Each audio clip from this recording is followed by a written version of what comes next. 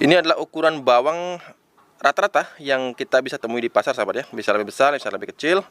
Akan tetapi kalau kita bandingkan dengan bawang yang beli tanam di kebun organik Bali Organik TV. Nah, sahabat bisa lihat ukurannya, sahabat. Bawang merah di kebun organik ukurannya ini sudah kita jemur, sahabat. Sebenarnya bisa lebih besar lagi, sahabat, tapi karena kemarin kondisi. Selamat sore, sahabat. Kegiatan sore ini kita bakar arang sekam, terus kita lanjut ke kebun. Cabai yang baru kita pindah tanamkan, sahabat, sudah besar rupanya. Sekitar 1 minggu yang lalu videonya, sahabat, dari persemaian, dan sekarang sudah lumayan besar seperti ini, sahabat. Tidak ada serangan hama yang menyerang, sahabat ya, karena kita selalu rutin memberikan pestisida nabati, sahabat. Pestisida nabati yang tentunya karakternya ringan, agar bisa kita gunakan setiap hari. Yang contohnya ringan apa, Pak? Nanti akan beli sertakan di kolom komentar paling atas mengenai pestisida nabati yang sifatnya itu ringan, tidak merusak apabila kita semprotkan setiap hari. Nah, kalau yang ini sudah berbuah, sahabat ya. Yang kemarin kita lihat sudah ada bunganya, sekarang sudah berbuah, sahabat. Tuh udah muncul, kelihatan bakal buahnya, sahabat ya. Juga sama, sahabat, kita semprotkan tiap hari dengan pestisida nabati yang sifatnya itu ringan. Ringan itu artinya tidak merusak bila kita gunakan setiap hari. Jadi daun tidak terbakar dan tidak ada efek samping seperti itu. Kemudian beli juga tidak melakukan pemangkasan. Sampai saat ini belum ada pemangkasan sama sekali, sahabat. Beli membiarkan semua bagian tanaman tidak ada yang terluka. Karena apa? Karena masa-masa ini tanaman belum memiliki kekebalan yang baik, sahabat. Apabila ada kita merampel, itu akan menyebabkan ada pori-pori yang terbuka, dan biasanya ini menjadi pintu masuk dari beberapa jenis virus seperti itu. Dari pengalaman beli, setidaknya itu yang beli lihat. Sehingga mulai beberapa tahun terakhir beli tidak melakukan pemangkasan, kecuali nanti sudah berumur lebih dari 6 bulan, sahabat. Karena ini semua cabai akan beli pelihara dalam jangka waktu panjang. Resped yang kemarin kita sudah lakukan penanaman, sahabat, pindah semai menuju ke resped seperti ini, sahabat. Ini ada selada merah dan selada hijau. Kita bikinnya itu agar seni kelihatan nanti. Yang ini selada hijau, kemudian ini selada merah, kemudian selada hijau, selada merah. Belum semua kami tanami, sahabat, karena masih menunggu persemaian. Jadi nanti di resped ini akan ada sayuran lokal dan sayuran impor. Nah, ini resped kemarin yang kita berikan ubi jalar, sahabat. Ini sudah kita ambil semua ubinya. Sebenarnya untuk umbinya ini sudah kita ambil setiap hari, sahabat. Setiap hari, setiap 2 hari untuk konsumsi rumah tangga. Dan sekarang, sahabat, karena kita mau gunakan resped ini lagi, kita terpaksa ambil semua umbinya dan kita akan tanami dengan sayuran yang lain. Sebelum kita tanam, kita pastikan tidak ada umbi yang tersisa. Meskipun kita sudah cari setiap hari umbinya, sahabat, untuk konsumsi kami keluarga, akan tapi masih ternyata ada sisa umbi segini, sahabat. Jadi lumayan, sahabat ya. Selamat pagi, sahabat. Sudah di hari berikutnya. Kita lagi antar si ayam ini jalan-jalan, sahabat. Jadi refreshing. Seperti kita juga, ayam juga butuh yang namanya suasana baru, sahabat. Jadi beli biarkan saja lepas. Kemudian kita awasi agar tidak merusak dari tanaman yang baru saja kita pindah semai. Misalkan seperti ini, sahabat.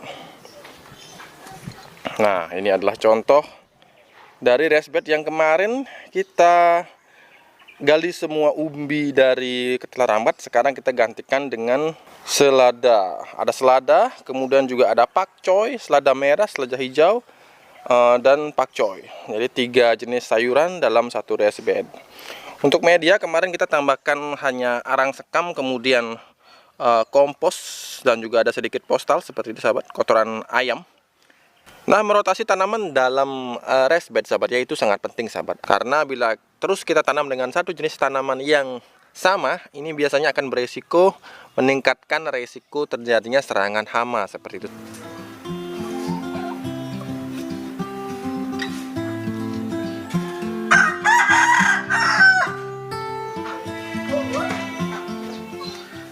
Nah, oke, sahabat, pagi ini juga kita bersihkan kandang dari sisa-sisa pakan sayuran yang kita berikan.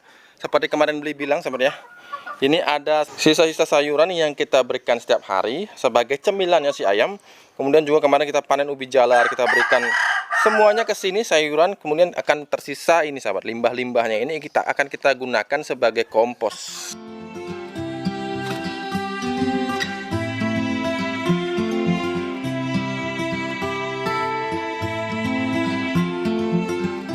Kita tumpuk begitu saja, kemudian nanti kita basahkan. Bahkan beli tidak akan menggunakan lagi E4 di sini sahabat, karena beli yakin di sini sudah banyak mikroorganisme pengurai yang datangnya dari kandang seperti itu, sehingga nanti kita hanya cukup basahi agar lembab keseluruhan. Kemudian kita akan tutup dengan plastik itu. Nah, seperti itu sahabat. Untuk sementara ayam memang beli lepas pagi ini sahabat, agar mereka refreshing dan mereka bahagia, sehingga akan tambah rajin lagi bertelurnya. Dalam menanam bawang merah, satu hal yang paling penting menurut beli adalah pengalaman sahabat. Karena menanam bawang merah ini sebenarnya adalah sesuatu yang gampang-gampang susah. Kadang-kadang terasa begitu mudah, kadang-kadang mudah juga untuk gagal. Nah, dengan pengalaman kita bisa mengambil kesimpulan mengenai apa-apa saja yang harus kita lakukan dalam menanam bawang merah agar bisa menghasilkan hasil yang besar-besar seperti ini sahabat ya. Yang jumbo-jumbo seperti ini. Ini adalah 100% hasil kebun dari Bali Organic TV sahabat. Jadi di video kali ini beli akan membahas, mengupas mengenai apa sih yang beli lakukan dalam menanam bawang merah agar bisa menghasilkan secara maksimal. Kembali lagi seperti beli katakan tadi, bisa menghasilkan umbi-umbi yang besar sahabat, yang padat seperti ini sahabat, dalam satu rimpangnya sahabat ya. Jadi saksikan video ini sampai habis sahabat, jangan ditonton setengah-setengah, karena bisa jadi salah satu elemen yang satu bisa melengkapi elemen yang lainnya. Oke, kita mulai dari yang paling basic sebenarnya adalah pemilihan varietas benih sahabat. Ini sangat sensitif untuk bawang merah. Terlebih bagi sahabat yang ingin menanam bawang merah dengan skala komersil, dengan tujuan akan dijual lagi. Nah, ini lebih sensitif lagi sahabat, lebih hati-hati lagi memilih varietas unggul yang akan sahabat tanam. Sudah banyak penelitian yang membuktikan bahwa pemilihan varietas unggul itu sangat mempengaruhi dari hasil panen yang akan kita hasilkan. Salah satunya adalah penelitian yang pernah beli baca itu dari Balai Penelitian Tanaman Sayuran Jalan Tangkuban Perahu di Lembang, Bandung sahabat. Di sini dikatakan bahwa penyediaan benih yang bermutu sahabat ya. Karena di sini di penelitian ini diteliti ada 3 jenis varietas sahabat. Jadi ada varietas Bima, kemudian ada Maja dan Sumenep. Nah, di sini kemudian diuji per jenis varietas unggul dan dilihat bagaimana perbedaannya mengenai produktivitas dari masing-masing varietas ini. Sehingga akhirnya mendapatkan kesimpulan, beli langsung saja kesimpulannya adalah varietas dan ukuran umbi memberikan pengaruh yang nyata pada parameter yang diamati. Kemudian jumlah umbi terbanyak pada penelitian ini dihasilkan oleh varietas Bima. Sedangkan diameter umbi terbesar dihasilkan oleh varietas Maja. Kemudian juga ukuran umbi yang ditanam sahabat. Ukuran umbi yang besar dan yang sedang sahabat. Jadi antara ukuran umbi yang besar dan yang sedang yang kemudian kita jadikan benih itu tidak memberikan perbedaan yang begitu nyata. Nah, dari kesimpulan itu kita bisa ambil kesimpulan juga bahwa sebenarnya ukuran benih itu antara yang besar dengan yang sedang itu tidak memberikan efek yang jauh berbeda sahabat. Kemudian mengenai kualitas benih. Nah, kualitas bibit bawang merah ini sahabat ya. Jadi usahakan sahabat, apabila sahabat mau mencoba untuk membuat bibit bawang merah sendiri, usahakan itu sahabat menggunakan bibit yang sahabat panen itu lebih lama daripada biasanya. Misalkan biasanya kita memanen bawang merah itu sekitar 60-70 hari. Dalam kasus beli kemarin beli memanen hanya sekitar berapa itu ya? Sekitar 60 hari bahkan sahabat. Karena kemarin sempat kita terendam sahabat ketika hujan di badai Seroja. Nah, kemudian beli memutuskan untuk memanen lebih awal. Itu pada dalam kasus-kasus seperti itu kita tidak bisa memprediksi sahabat. Akan tetapi umumnya ketika kita panen bawang merah di usia 70 hari, kita bisa mundurkan panennya sampai 80 hari atau 90 hari agar benar-benar tua bibit bawang merah yang kita hasilkan. Kemudian bibit yang sudah kita panen ini kita diamkan selama kurang lebih 2-3 bulan. Ya lama sahabat. Untuk membuat itu menjadi benih yang baik, kita harus simpan paling tidak sampai dengan 2 bulan sampai 3 bulan baru kita bisa gunakan sebagai benih, sebagai bibit bawang merah yang akan kita tanam di lahan maupun di polybag seperti yang ada di belakang saya ini sahabat. Nah, kemudian setelahnya sahabat bisa langsung menanamnya. Nah, banyak sekali yang bertanya, Pak, apakah saya perlu memotong bagian ujung dari bawang merah ini? Apabila sahabat bertanya seperti itu, saya akan jawab dulu iya. Dulu ketika saya pertama-tama belajar menanam bawang merah, saya menonton panduan dari YouTube seperti itu sahabat. Kemudian saya mencoba untuk memotong bagian atasnya ini. Akan tetapi berdasarkan pengalaman beli, ternyata hal itu kurang baik sahabat. Karena apa? Ketika beli membandingkan sahabat, bawang merah yang beli potong ujungnya dengan yang tidak beli potong ujungnya, memang dari kecepatan berkecambah munculnya daun bawang sahabat, itu lebih cepat yang kita potong. Akan tetapi ada suatu hal yang sangat baik kita dapatkan apabila kita tidak memotong dari ujung bawang merah ini. Apa itu? Ketahanannya terhadap serangan penyakit. Kemudian kekuatan dari daun bawang saat terkena hujan deras maupun terkena angin yang kencang. Nah, di sini bawang merah yang beli tidak potong sahabat, yang bisa tumbuh dengan menembus dari lapisan pori-pori ujung bawang merah ini, bisa mengakibatkan tanaman bawang merah kita menjadi lebih kuat. Inilah yang beli ambil kesimpulan berdasarkan pengalaman yang beli lihat sendiri sahabat. Sehingga mulai beberapa tahun belakangan ini, mungkin 3 tahun 2 tahun belakangan ini, beli tidak pernah lagi memotong bagian ujung dari bawang merah. Beli biarkan tanam begitu saja, kemudian beli tunggu sahabat, beli tunggu.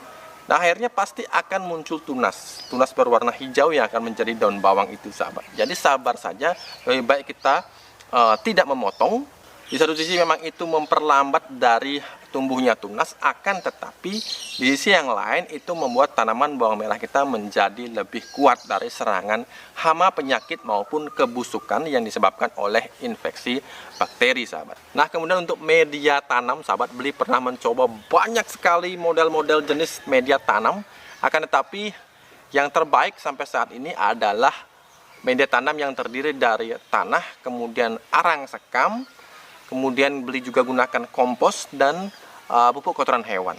Nah, keempat bahan ini sangat baik sahabat apabila sahabat benar-benar ingin menghasilkan tanaman umbi bawang merah yang besar-besar dan sangat produktif dan memiliki rimpang yang sangat padat.